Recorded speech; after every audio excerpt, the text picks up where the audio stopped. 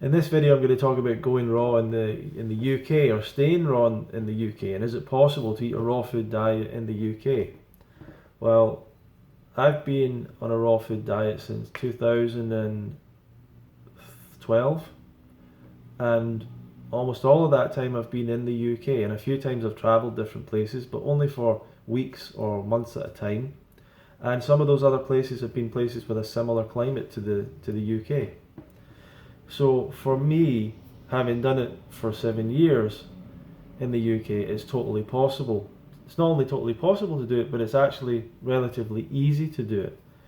And we've got to accept that the world is not set up for people to go raw, but we have to be grateful for what we've got. And I suggest it is quite simple to eat a raw food diet in the UK. I'm going to talk about that in this video. But the reason I brought this up is that a friend of mine said to me, because I'm just a little announcement, I'm going to go to Thailand for a little while. So I'm giving up this flat. I'm going to go over there to see Aubrey. She's going to be there as well. We're going to go there. We're going to go to, I think we're going to go to Koh Phangan at first. That's what we're doing.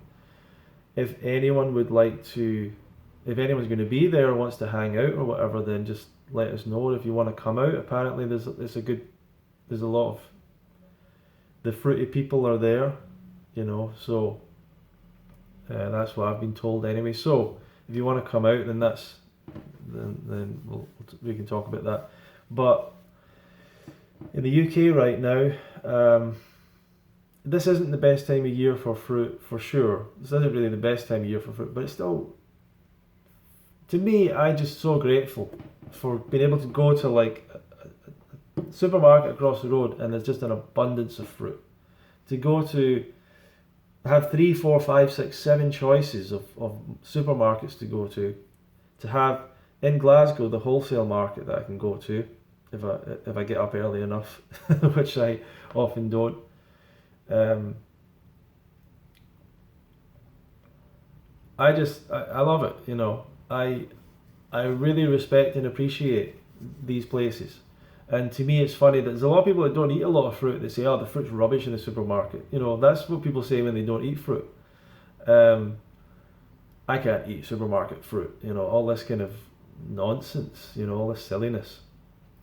I was watching recently because, listen, my perspective on life totally changed, especially when I started the UK Fruit Festival. Totally changed.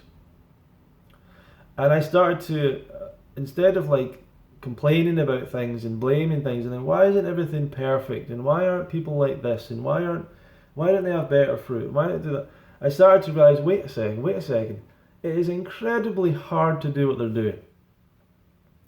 For you know, all the stages of that production process, the farmer being able to create all that fruit, being able to get it all picked, being able to get it all to the distributor, being able to get it all to the supermarket on the shelves, all the people in the supermarket working hard putting it all on the shelves for you, the sub person at the checkout, this entire process, I'm like grateful that I don't have to go out and that I don't have to mail order, you know, pineapples to myself or something. They're just right there. And am I going to complain, oh, it's greener than it could be better, and like, taste them.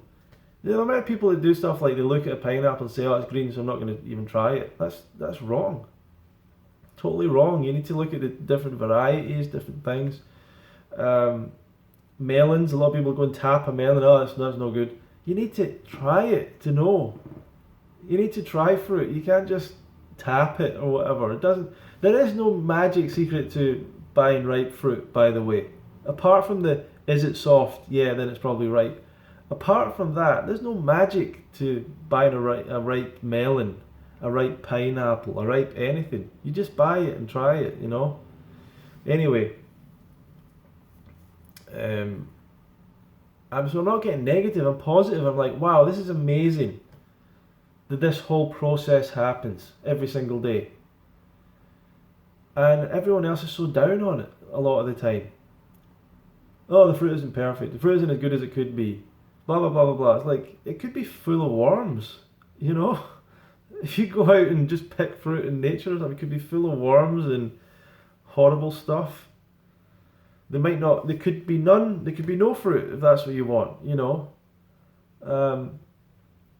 So as I say, when I started the UK Fruitfest, I started to realise, oh wait a minute, because I had this naivety that you could just make something in life, and if you made something really great and really good, and that was really that people were desperate for, that people really needed, that was fantastic, that you put your heart and soul into, all that stuff, that people would just immediately accept it and say, yeah, this is great, and support it, and people would come, and it would all be fun, and no one would complain, and it would be great.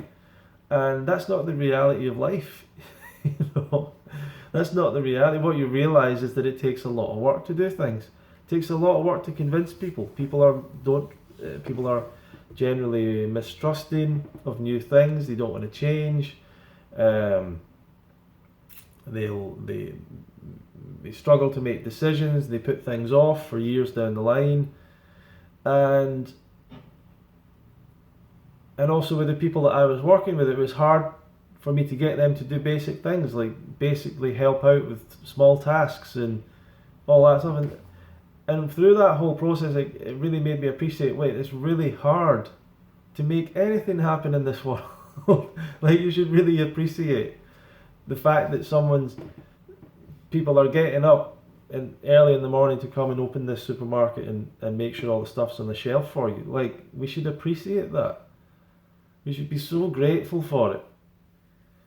And if you were to compare what we have in the UK to other countries, you should really appreciate that. I mean, it's fantastic what we've got.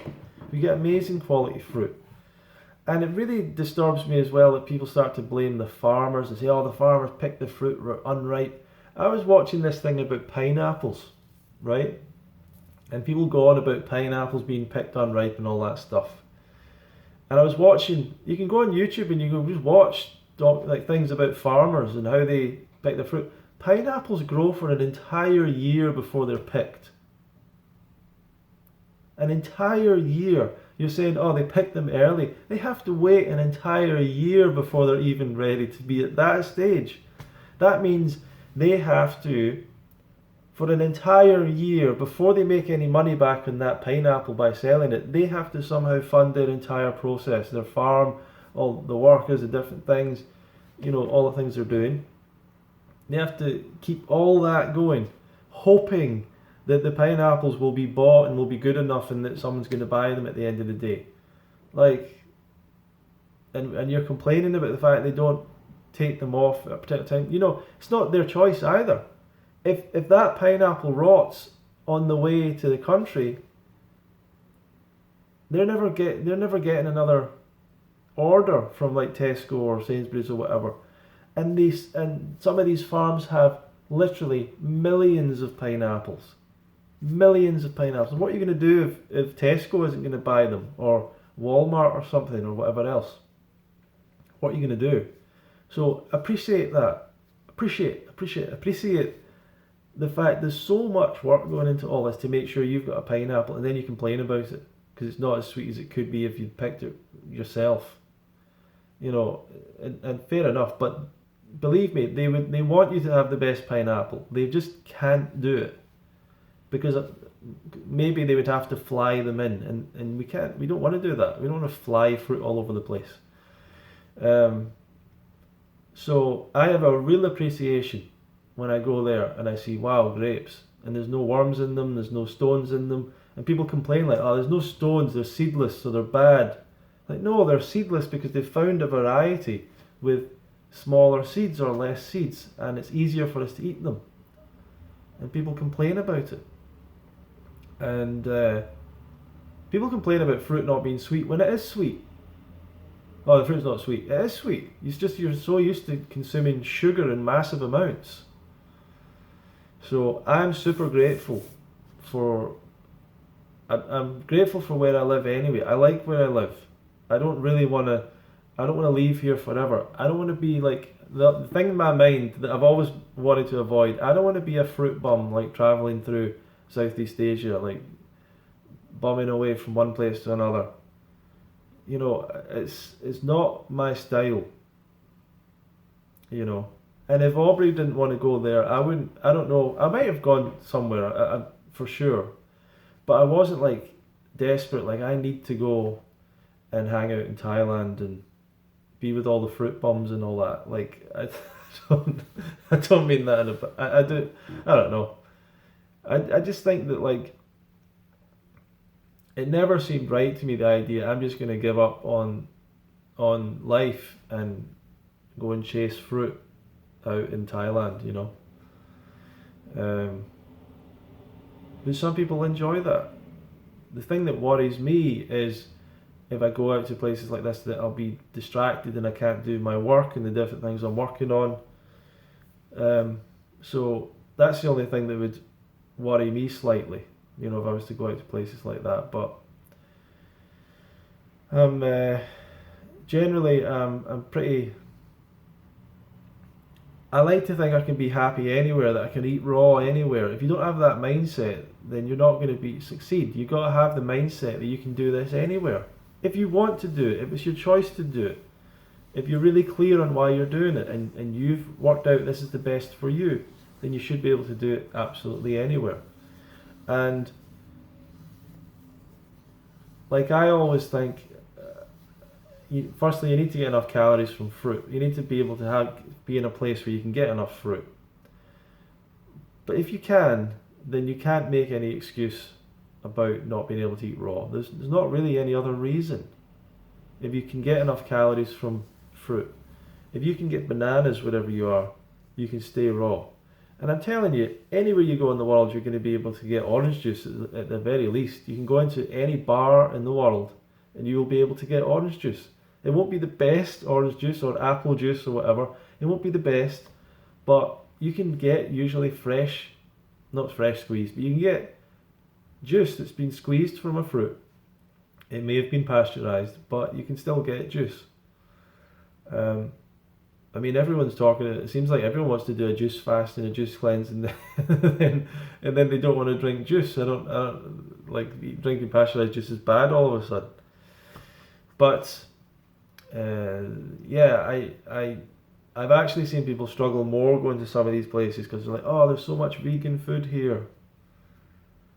There's so much vegan food everywhere. Like, I don't know. I don't understand anyone's mindset about all this stuff. Even before veganism was a big thing, I would see vegan forums and people would be like, I'm coming to Manchester, what can I eat? It's like, what are you talking about? The whole world is full of food for vegans. Like, and people are like, oh, we went to this restaurant and we didn't know it was, oh, why did you buy it? Like, why did you get the noodle thing if you didn't completely know it was vegan? Why didn't you get the side orders?